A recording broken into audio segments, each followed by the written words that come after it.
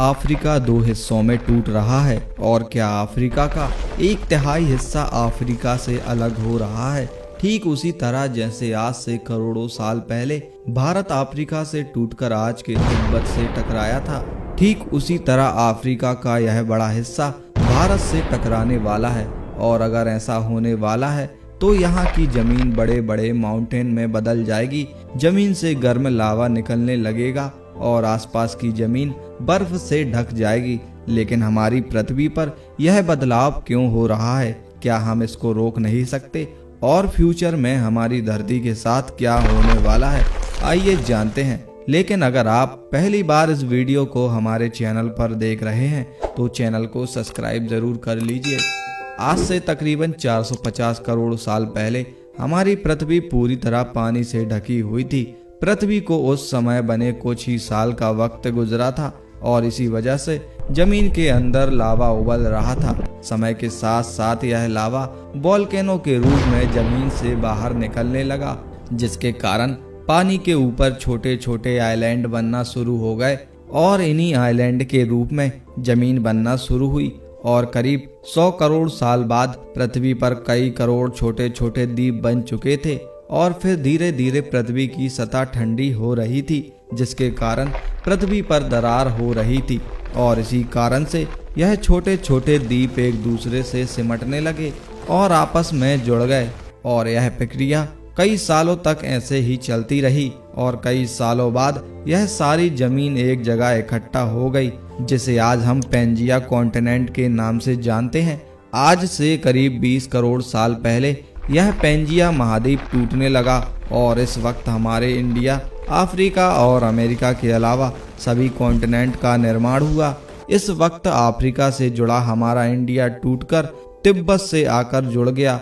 यह टक्कर इतनी तेज थी कि इसकी वजह से विशाल हिमालय पर्वत श्रृंखला का निर्माण हो गया। आज भी दुनिया के सबसे ऊंचे माउंटेन माउंट एवरेस्ट की ऊंचाई बढ़ती जा रही है, क्योंकि हमारे भारत की जमीन तिब्बत की ओर दबाव बना रही है।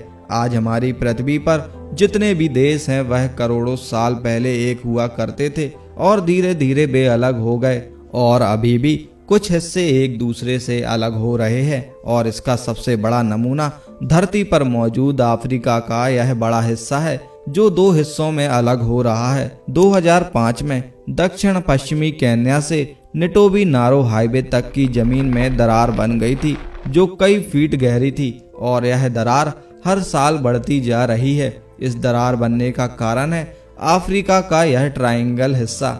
इसी हिस्से पर 3 अलग अलग जगह की टेक्टोनिक प्लेट मिलती हैं। तीनों प्लेट के मिलने के कारण अंदर का हिस्सा पूरी तरह लावा से बना हुआ है, जिसकी वजह से यहाँ कई वोल्केनो निकलते रहते हैं और यहाँ पर कई लोग रहते हैं, लेकिन वे इस बात से अनजान हैं कि यह जगह उनके मौत का कारण बन सकती है। ज्वालामुखी निकलने के कारण यहाँ की जमीन बेहद गर्म और खोखली हो चुकी है। बार बार वोल्केनो में ब्लास्ट होने की वजह से यहाँ भूकंप आते रहते हैं और इसी कारण से यहाँ की जमीन का 1/3 हिस्सा टूटकर अलग हो रहा है। कुछ सालों के बाद दरार बढ़ने से इसमें समुद्र का पानी भरने लगेगा और यह पूरा हिस्सा पानी से भर जाएगा और पानी भरने के कारण इसके टूटने की रफ्तार बढ़ जाएगी, जिसकी जानकारी यहाँ के साइंटिस्ट पहले ही यहाँ की गवर्नमेंट को दे चुके हैं। इससे हमारी धरती को बेहद खतरा हो सकता है, क्योंकि दरार पड़ने से उसके अंदर से विषैली गैसें और लावा निकलने लगेगा। साइंटिस्ट के मुताबिक अफ्रीका का यह बड़ा हिस्सा हमारे इंडिया के पश्चिमी हिस्से से टकरा जाएगा। लेकिन क्या होगा जब यह हिस्सा भारत से टकराएगा? अगर यह सोमाली प्लेट उसी रफ्तार से भारत से टकराती है जिस रफ्तार से भारत तिब्बत से टकराया था, तो ऐसे में कई बड़े राज्य और पूरे शहर तबाह हो जाएंगे। इसका सबसे बड़ा असर मुंबई शहर पर पड़ेगा। समुद्री किनारे ऊपर की तरफ उठने लगेंगे और बड़ी मात्रा में भूकंप आने लगेंगे और इसी के बीच कई वोल्केनो बनने लगेंगे और पूरा पश्चिमी एरिया इस सोमाली प्लेट से टकरा जाएगा। पाकिस्तान के कराची से सोमनाथ तक के सभी समुद्री तट विशाल माउंटेन में बदल जाएंगे, जिसके कारण यहाँ का मौसम बेहद ठंडा होने लगेगा और कश्मीर की तरह यहाँ भी बर्फबारी होने लगेगी। बर्फ पिघलने के कारण यहाँ कई नदियों का निर्माण होगा और ज्यादातर हिस्से घने जंगलों में बदल जाएंगे। टक्कर की वजह से साउथ इंडिया टेढ़ा हो जाएगा और नेपाल भूटान हिमालय में समा जाएगा। इस वक्त तक सिर्फ भारत का ही नहीं बल्कि पूरी दुनिया का नक्शा बदल चुका होगा। धरती की सारी जमीन फिर से एक जगह इकट्ठी हो जाएगी, जिसके कारण ज्यादातर हिस्सों का वातावरण बदल चुका होगा और एशिया उत्तर की तरफ झुक जाएगा, जिसकी वजह से रेगिस्तान जंगलों में और जंगल रेगिस्तान में बदल चुके होंगे। और पृथ्वी के साथ फ्यूचर में ऐसा हुआ तो अफ्रीका के भारत से टकराने और पूरे कॉन्टिनेंट को एक जगह इकट्ठा होने में करोड़ों साल लगेंगे। लेकिन हो सकता है तब तक हम इंसानों का वजूद इस दुनिया पर यह सब देखने के लिए जिंदा ही ना बचे, और अगर तब तक हम इंसान बच भी गए तो क्या हम ये सब देखते रहेंगे?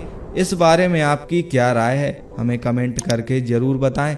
उम्मीद है आप इस वीडियो को लाइक शेयर जरूर करेंगे और साथ ही ऐसे ही इंटरेस्टिंग वीडियो देखने के लिए हमारे चैनल को सब्सक्राइब जरूर करें।